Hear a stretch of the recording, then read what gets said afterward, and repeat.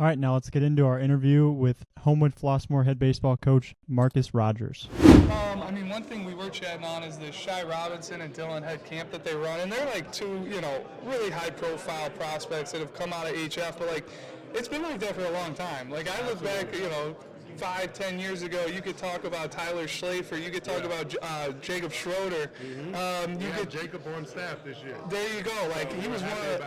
He was a freak as far as tools are concerned. 6'4", stud-looking frame. He had a cannon on him for an arm. He had a bunch of home runs at Illinois. Yeah.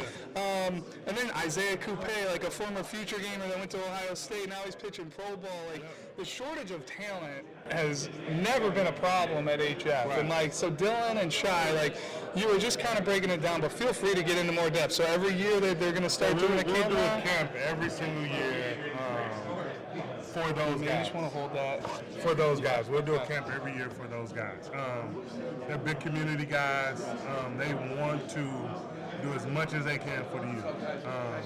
And it's tremendous. This year we had over 150 kids at camp. That is awesome. And they're there, they're giving out free gifts. They have a hustle award that they give out. I think it's tremendous. It's a testament of just who they are as people, but also the community. I was going to say the love for the community and the love for their high school to want to do that and basically say, hey, this is something we want to do every year. And Dylan was one of the most, he was one of my favorite guys to scout. Because we had him when he was in 8th grade. We were following him. He came down to our junior future games in Atlanta, Georgia, and it was him and Frederick Ragsdale in the outfield, and no ball fell in the outfield. They were just roaming that thing like college guys back then. But then I remember senior year going and watching Dylan and the just amount of scouts that were there to watch him. And he had me questioning my stopwatch with how fast he would get down the line. Swinging the bat from the left side, he would be running a sub-4 down the line. It was just some of the craziest athleticism that I've seen, and super happy for him, and can't wait to see him kind of flourish here in this pro ball once he gets some more seasons under his belt. But Shy was the same way. I remember watching him as a young age, just a natural shortstop with all kinds of action. He made everything look easy. So I just wanted to shout those guys out. But you've been working hard, just from our conversations with, bringing pride into HF and how you're looking to just kind of really elevate what you guys do at HF. You're talking about the facilities, not only what's been going on at the baseball field, because in the last 5 years you got brand new turf and all that? New turf. So this is my third year. This will be my third year here at HF. But we have some of the best facilities in the state. Our indoor, we have 50 yards of turf with cages. We have 5 cages indoor, state-of-the-art weight room, turf and field. We have everything we need to help take the program to the next level. So with that, you mentioned, the turf indoors and stuff, and I immediately think once tryouts start, you're able to probably do everything in there? Is that where all your tryouts are? Depending on the weather. So we don't when the season starts, you're we have trying to get outside. Yeah. So, but we can hold a full trial. The first 2 years, we've held full trials. That's incredible. Indoor, Talk about that's a huge advantage. I just think back to when I was in high school, and the live pitcher hitter you're trying to do, and you're in a cage and you're cramped. You're probably able to do live pitcher hitter with some infield out there. You basically do whatever you want. We can. We can almost do anything. Yeah. We can almost do anything, on rain. I remember in high school, rain day, you just go to the weight room. Exactly. Or the classroom and do bunt defenses or something like that. Yeah. Now we have the opportunity where if it rains, we can go inside. We can go inside. We can still get really good work in. If the outfield is soaked, we turn on we use our dented balls and we can take BP. So it's definitely a huge advantage for us, and we try to take advantage of it whenever we can. I love that. That's a huge developmental piece that a lot of these high schools just don't have the ability to have. At these public schools that you're at. That speaks to me, the HF community investing in athletics, which is really cool to see. And Pete, I don't know if you have anything you want to add. But No, Coach, it's been great to hear what you've had to say, but do you have any values that you try to instill in your players, or like preparing them for, not just baseball, but life in general? So for us, we have the best kids, right? I believe our team GPA is 3.2. We have the number 2 student in the class. We have a kid going to Northwestern. We tell our kids, if you can get a 3.5 and you can do well on the ACT, there's a place for you to go to school almost free. Now, you may not be able to play baseball too, and it may not be your dream school, but we preach education. That is first and foremost the biggest thing, and the guys will tell you, we run for grades, so you have to take care of your stuff in the classroom. No one wants me to get an email about what happened in class because they know it's a 2-hour run. You're running the entire practice. No, I don't want to hear your side. I don't want to hear any of that. If I get an email about you acting up in class, because as you know, at all schools, your athletes are your leaders. If you can't go and be a good student, which is your job, right? How am I going to expect for you to come out here and ball out? Yeah, trust you on the field. I can't trust you. So our biggest thing is take care of the classroom. We take care of the classroom, everything else kind of falls in place. And another thing, you have to do the little things. We're huge on catch play. Like I heard, they were saying one of the Jay Johnson was talking about catch play in there, or Dan McDonald just now. About how important that is. Catch play is it's a direct reflection of how you play defense. If you can't play catch, you cannot pick the ball up consistently at the rate you need to be a successful team. So classroom, doing the little things, and then just going out there and compete. Like our summer shirts have grit on the back of it.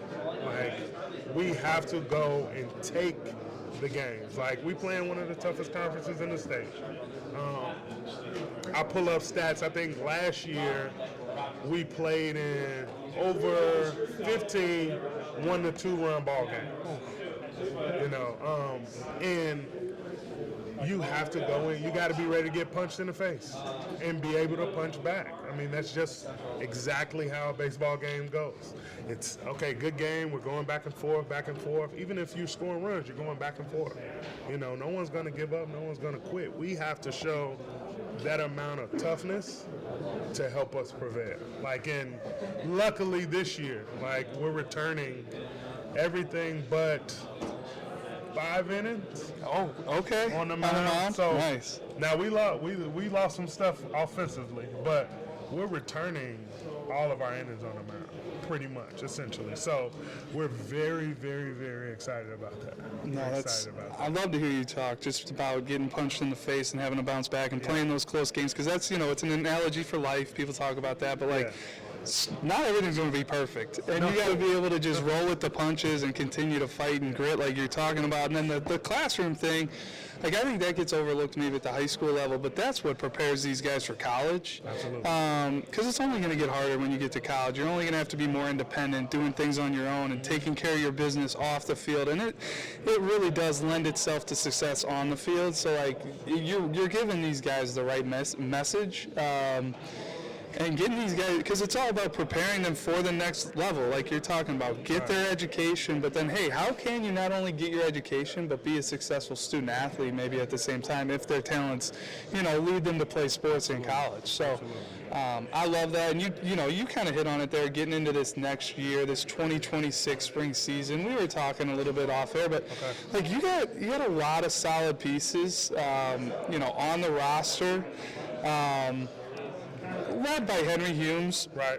He's a 2026 really talented arm going to Northwestern. He's 6'5", really loose. We really like him as a staff. But we could talk about Henry. He's already committed. Right. Feel free to talk about him. But you've got some other guys as well that are ready to maybe take that next step, or you'll need them to if you guys want to have the year you want to have. Absolutely. So, of course, we have Henry Humes. We also have a kid by the name of Cormac Saunders, number 2 in the class academically. Shout out Cormac. That's some impressive stuff right there. Yeah, number 2 in the class. But when he gets on that mound, he's a little bulldog. He doesn't care who you are. He don't care what your PBR report says. Right? love that. He's going to attack you. Yeah. And if you beat him, he'll be the first one to come back and say, look, I got beat here, and this is what I need to do next time. He is the professor, right? He is the professor. Love him to death. He'll start for us. He'll close a lot of games for us as well. Okay. I love him. He doesn't love it as much, but I love him on the back end of games where he can go max effort for 2 innings. I like my chances. Well, and it speaks to him that he'll be able to take on different roles throughout the spring. You know, a lot of guys, hey, I have to be a starter because I need to go through my routine and do this. Yeah. Like, for him to do what he did last year, you said you moved him to the closer role and he threw maybe 18 straight I think it was 18 scoreless. Scoreless appearances, which to me, like, that's absurd. To not have one outing or maybe, you know, a defensive miscue or whatever. He's clearly pitching through a lot of stuff like that. Absolutely. So we have him, and then we go with Antonio Brown. Antonio's been up to 92 last year. No hitter, Hinsdale Central team. He beat the Lincoln Way West when they were #1 in the state. Just consistency with him. You know? I mean, he can beat anybody. You know, and we're gonna count on him to do it this year as well. So that kind of rounds up like our big three as far as on the mound. We have a transfer in Mikey Watson, who will play the middle of the field for us. We're returning our junior shortstop Ashton Jones, the little silent assassin is what I call him. And then we had a big fella. So we'll have Brock. Yeah, you were talking about Brock Hamilton a little bit earlier. Brock is very interesting for us. As a sophomore, he'll have the opportunity to play first base and also pitch as well. We have some innings, and I love to get to really those young guys to really just throw them in the fire. Because we can see, like, you know if you were a little scared, you know if you were anxious, you know if you knew that you were going to dominate, right? So you have and you may have all of those emotions in one inning, right? But he's going to be a guy where we're going to just throw him in the fire, you know, because we think that he can do it. He's one of the hardest working kids around. His off-season work has been incredible. Like, that's one thing that I can say this year. They've really, really taken their off-season lifting, their off-season training to another level. In the outfield, we'll be pretty fast in the outfield, too. We'll have Jameer Scott, a two-way guy. He'll play left field, maybe a little center. He'll pitch mid-80s. He can spin it a bit. JoJo Hudson will probably start in center field for us. He's a 6'3" runner. Okay. Can blaze. And then to round it up, in right field, Evan Bradford, 6'4". He'll throw a little bit for us as well. But the thing about Evan is, I'll tell you a quick story, right? He transferred to us from Mount Carmel. Didn't know a ton about him. Loved, just kind of, when he came, he just kind of fit in, you know. But it wasn't like he just was trying to be another guy, right? We started him on JV last year. We do meetings before, just letting guys know, look, you got to earn everything you get. You start at this, and it's your job. But if you don't perform, of course, we have other guys. In his meeting, he was furious that he wasn't on varsity. And it wasn't disrespectful or anything like that. He's and I said, well, big fella, you got to show us. We brought him up in a week because he just like, I am as good as what I think I am, and I'm going to go out and prove it. And last year he did. Love that. Just played, not afraid of anything. He knows if he does what he's supposed to do, it doesn't matter who's pitching. Just a testament to the work that he does, too. Yeah. He's another kid that just been living in the weight room this offseason. So I'm excited to see what he does as well. So we're trying, you know, we're trying to do the best we can. That's all you can do, right? That's what we're all trying. And I'm excited about not only the direction of the program, I'm excited about the kids' willingness to just work. You know, get out of their comfort zone. You know, want to be coached hard. You know, we tell them all the time, this is where you come in at, this is where you think your max ability is. It's our job as a coaching staff to push you above that. You know, so we're like I said, and I'll say this all the time, we're trying. We don't know what the outcome's gonna be, but I like our chances. Well, I think the baseball players at Homewood Flossmoor at HF there are lucky to have you, because you're clearly passionate about it and you know what you're talking about and your track record and your all the baseball you've been around. It's impressive to just listen to you and sit here with you and man, to some college coaches out there, HF has some guys you guys need to know about. Absolutely.